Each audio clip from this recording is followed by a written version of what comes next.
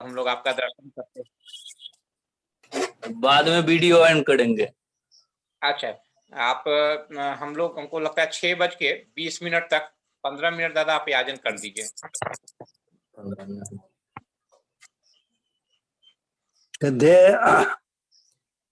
गुरु भाइयों माताओं को मेरा आंतरिक जय गुरु।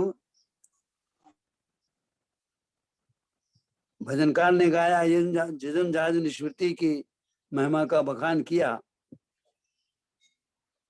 यह स्पष्ट है कि श्री ठाकुर जी के दीक्षा लेने के बाद उनकी प्रतिष्ठा और स्वाद की रक्षा के लिए यजन याजन स्मृति करना अनिवार्य है। यह दैनिक जीवन की आदत बनाने की जरूरत है। यजन का अर्थ है श्री ठाकुर जी की प्रार्थना करना, मंत्र जपना, उनके रूप और गुण के चिंतन करने के लिए उनका ध्यान करना। पुरुषोत्तम श्री ठाकुर जी का द्वारा जो प्रदत्त अति वैज्ञानिक अति आधुनिक सतनाम जो है, उस सतनाम के सुफल लाभ करने के लिए उस मंत्र को जपने की आदत बनानी है प्रतिदिन। सतनाम के मूर्त रूप श्री ठाकुर अनुकूल चंद्र जी हैं, इसलिए उनके रूप और गुण का चिंतन करना ही उनका ध्यान है। चक्र छवि पर अधिक देर नहीं देखना है, पलक गिरने के बाद चक्र छवि को नहीं देखना है, और चक्र छवि देखने के बाद श्री ठाकुर जी के रूप और गुण का चिंतन करना ही ध्यान है। श्री ठाकुर जी की वाणी है, रूप न देखे गुण का चिंतन, किसी समय क्या होता, रूप के साथ ही गुण का चिंतन, ध्यान उसे ही कहता। यह स्पष्ट है श्री ठाकुर जी की वाणी से हम लोग को इस बात की जानकारी होती है कि उनके रूप और गुण का चिंतन करने से ही ध्यान की सार्थकता सुनिश्चित होती है। श्री ठाकुर जी ने इसी बात को दोहा रूप में और भी वर्णित किया है कि चिंतन करते आता ध्यान, कर्म करते आता ज्ञान। अर्थात ध्यान में उनके प्रतिष्ठा और स्वाद की रक्षा के लिए हमको दैनिक जीवन में क्या क्या करना है इसका चिंतन करते हैं। उसी के अनुसार जो हमारा कर्म होता है वही ध्यान का एक सार्थक रूप होता है। इसलिए यजन की प्रार्थना समय पर करनी है, प्रतिदिन करनी है, सुबह शाम करनी है। इस बात की आदत को हमको मजबूत करने की जरूरत है। तो ठाकुर जी कहते हैं कि मंत्र के जपने से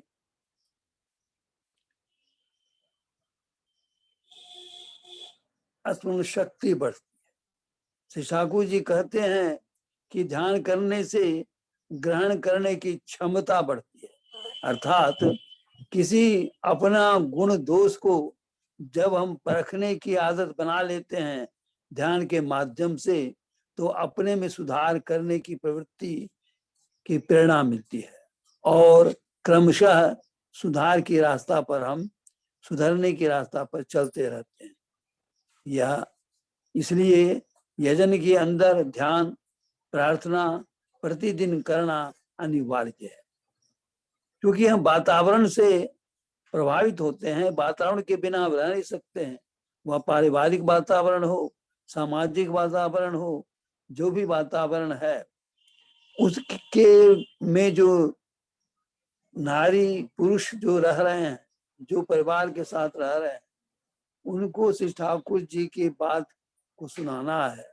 श्री ठाकुर जी के की जितनी वाणियां हैं दैनिक जीवन में अनुसरण करने की, उस संबंध में स्पष्ट करके प्रेरित करना है।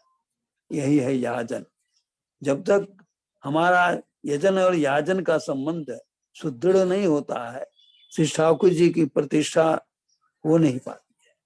इसलिए क्रमशः ये आदत बनी रहे इसी को करने के लिए श्री ठाकुर जी ने प्रतिदिन निर्देश दिया। इसलिए यजन और याजन का एक विशेष महत्व है। और परम प्रेम में श्री ठाकुर जी नाम सतनाम जो मिला है उस नाम के मूर्त रूप है। इसलिए वैसे सदगुरु जो हमारे वर्तमान ही नहीं, भविष्य नहीं, परकाल जन्म को सार्थक करने के लिए एक विस्तृत धारणा दिए हैं, उस धारणा के अनुसार चलना, विधान के अनुसार चलना, उनकी नीति ने को पालन करने के लिए हम सब जागरूक हो।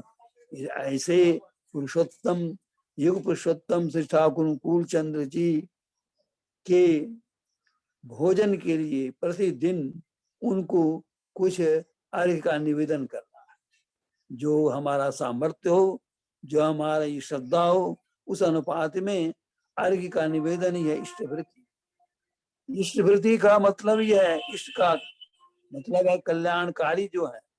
वैसे पुरुषोत्तम के स्वार्थ और प्रतिष्ठा की रक्षा के लिए बिना उनको भोजन अर्पण किए हुए, निवेदन किए हुए हमारा जो है हमारी साधना सार्थक नहीं होती। इसलिए ये स्मृति एक ऐसा एक विधान है जो साधारण नहीं, पंच महायज्ञ का जो है एक विधान है। उस पंच महायज्ञ जो है देव यज्ञ, ऋषि यज्ञ, पितृयज्ञ, भूत यज्ञ, नृयज्ञ, इन सभी पंच महायज्ञों का प्रतिदिन हमको लाभ मिलता है, जब उनकी महान दया है। श्री ठाकुर जी हमसे इतनी प्रतिष्ठा करने के लिए बार बार निर्देश दे रहे हैं कि कैसे करोगे, करना है तो रोज करना है, प्रतिदिन करना है, समय सीमा के अंदर शुरू होनी चाहिए, अन्न जल ग्रहण करने और सूर्योदय के पहले। ये इष्टवृत्ति कितना फलदायी है, इसकी अनेक घटनाएं हैं। जो कर रहे हैं उनके दया पा करके जो अकाल मृत्यु से अपने को वंचित कर रहे हैं, छुटकारा मिल रहा है। इष्टवृत्ति करते समय स्वार्थ प्रार्थना करना नहीं, श्रद्धा बंधन में मन बांध कर, श्रद्धा बंधन में मन बांध कर उसे छोड़ भटकना नहीं।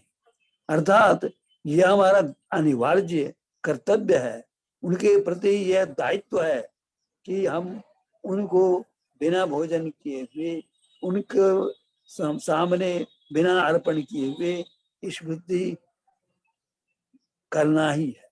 इसलिए बिना अर्पण किए हुए हम जो है सो पूरी साधना सफल नहीं हो पाती है। स्मृति एक पंच महायज्ञ का प्रतीक है, उसका सुफल मिलता है।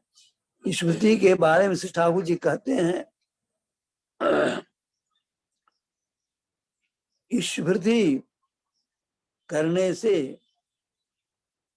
तुम्हारी साधना की सफलता इसलिए सुनिश्चित होती है कि उनके और तुम्हारे बीच में, मेरे और तुम्हारे बीच में एक संबंध जुड़ता है जो हमेशा तुमको एक ऐसी शक्ति को प्रदान करती है जिससे कि तुम हमेशा सजग निर्भूल होकर दैनिक जीवन व्यतीत करते हो।